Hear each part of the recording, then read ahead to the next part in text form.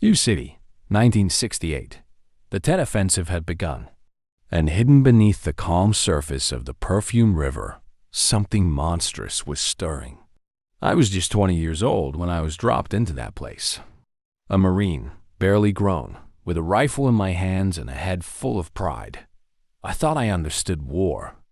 I thought I was ready to fight, but Hue showed me what real war was.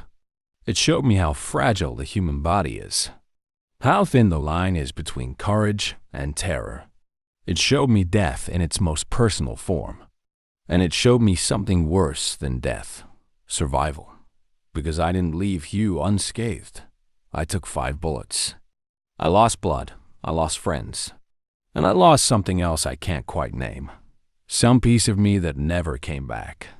This isn't a story about heroism. This is a story about horror, about pain, about what it takes to survive when everything around you wants you dead. We arrived in Hue in early February with the 1st Battalion, 5th Marines. The city was once the imperial capital of Vietnam, a place of temples, gardens, and ancient walls. But now, the air smelled of smoke and blood. The North Vietnamese army had seized control of the city during the Lunar New Year ceasefire. It was a surprise attack, and they were dug in deep. Not just in the jungle like we were used to. In buildings, in basements, in alleyways and attics. They had turned Hue into a fortress, and every house was a bunker. Every window a potential death sentence. Every corner was a trap. From the first moment we set foot on Hue's cracked streets, it was clear this was going to be different. We weren't fighting in open terrain. We were fighting room to room, street by street. Urban warfare, brutal, slow, and terrifying. Civilians ran past us, screaming. Some stared, silent with fear. Others were already dead, lying in ditches or slumped against crumbled walls. The enemy could be anyone, anywhere. They knew the terrain. We didn't. And worse, we couldn't tell friend from foe. One moment, a woman was offering us water. The next, a grenade rolled across the floor. Children were used as scouts. Elderly civilians were armed. The lines blurred fast. By the end of the first day, we had already lost 6 men. Not in open combat, but in ambush. Doorways became kill zones. Rooftops became sniper nests. Even the sewers were full of movement. I began to sleep with one eye open and my finger always near the trigger. The city was beautiful once, but war had turned it into a place of shadows and whispers. And we were walking straight into its heart. The first time I saw someone die in Hue, I was eating a cold can of beans behind a shattered wall. His name was Malone. We just cleared a 2-story house near the Citadel's south gate. He was 22, newly engaged. He had a letter from his fiancée tucked in his helmet. We joked about it earlier. Said he should read it out loud to keep morale up. He laughed, said she called him her hero. He stood up for a second to call out to another squad. That's when the bullet hit him, right through the neck.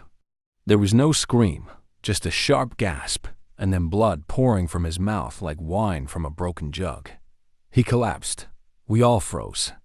Time stopped. Then someone yelled, and everything erupted. Gunfire, shouting, grenades.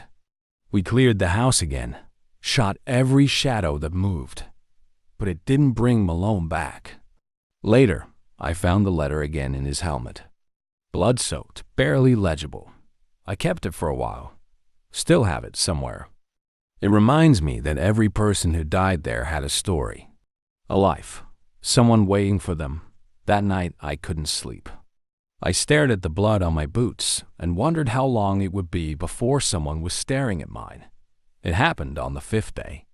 We were pushing through the Eastern District, trying to take a building overlooking the Dong Ba Tower. Intel said there was a sniper up there, taking out officers. We had to get him. We kicked the door in, cleared the 1st floor. Nothing. Went up the stairs. 2nd floor was quiet. Too quiet. The silence was always worse than noise. It meant they were waiting. I moved past the window. Then it happened. The window exploded. The world turned red and white. I didn't even hear the shots. I just felt them. One in my thigh. One in my side. One punched through my shoulder. Two more tore across my back as I fell. I hit the floor. Hard. My rifle skidded away. My ears rang. My mouth tasted copper. I remember trying to scream, but all that came out was a wheeze. My vision blurred. My blood was everywhere, and I could see the rats in the corner watching me. I thought, this is it. I'm gonna die in a ruined house, in a city I can't pronounce, halfway around the world from anyone who knows my name. I remember the smell too. Blood, gunpowder, urine, and something sour like spoiled meat. The kind of smell that stays with you, lives in your clothes, follows you home. They say you see your life flash before your eyes. I saw my mother. Not her now. Her from when I was 6. She was sitting on the porch, calling me inside for dinner. I wanted to stay out and catch fireflies. Then her face faded, and I was back in Hue, choking on my own blood. I heard footsteps. Then a voice. Riley, Navy corpsman. He shouted for help, then dragged me by the vest. Every inch felt like fire. I blacked out. They told me later Riley got hit twice pulling me out. But he kept going. He saved my life. They rushed me to an aid station. I coded once, came back, coded again in the chopper. When I woke up, I was in a hospital tent outside Da Nang. My arm was gone. My leg full of shrapnel. But I was alive. At least, most of me. The nurses didn't say much. Just looked at me with soft eyes, touched my shoulder, changed my bandages. They'd seen hundreds like me, maybe thousands. Hollow-eyed boys in broken bodies. The morphine was the only thing that helped. But it also took me to dark places. Places where I heard screams echoing from alleyways I never left. Places where I saw Malone die again and again. Back in Hue, the fighting raged for weeks. When the smoke cleared, what they found shocked even the toughest among us. Mass graves. Hundreds of civilians had been executed by the North Vietnamese. Anyone suspected of siding with the South. Teachers, civil servants, religious leaders, shot, buried, forgotten. Some were buried alive. The city was a graveyard. The Perfume River ran red. And the air, even weeks later, carried the stench of rot and burnt flesh. We weren't fighting for land. We were fighting for survival. And in the end, even the living felt like ghosts.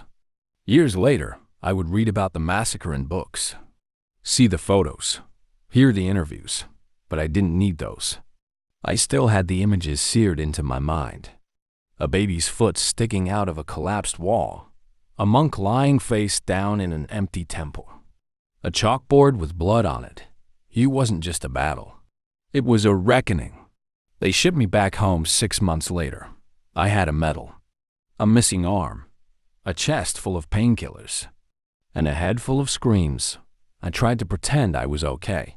I got a job, got married, had kids, but at night, the jungle came back, the shots, the smell of blood, the rats. I drank to forget. I yelled in my sleep. Sometimes I woke up crying, sometimes screaming. I still carry 3 of the bullets inside me. Too dangerous to remove, the doctors said. They don't hurt much anymore. But every time I hear thunder, my heart races. And sometimes when it rains hard, I swear, I can hear Riley calling out again. My kids never saw that part of me. I kept it hidden, buried, like so many others. But some nights, when I'm alone and the house is quiet, I let the memories breathe, just for a while. It's the only way to keep from forgetting what they cost. I didn't want to talk about Hue for a long time. Most of us didn't. But one day, my grandson asked me, "Did you ever shoot anyone?" I didn't know what to say. I looked at his face, so young, so full of questions. And I realized, if I don't tell the truth, someone else will fill in the blanks with lies. War isn't a video game. It isn't glory. It's blood. It's fear. It's crawling on your stomach through glass and hoping your friends don't die. I tell this story for Milan, for Riley, for the men buried in Hue who never came home, and for the 5 bullets that didn't kill me, but made sure I never forgot.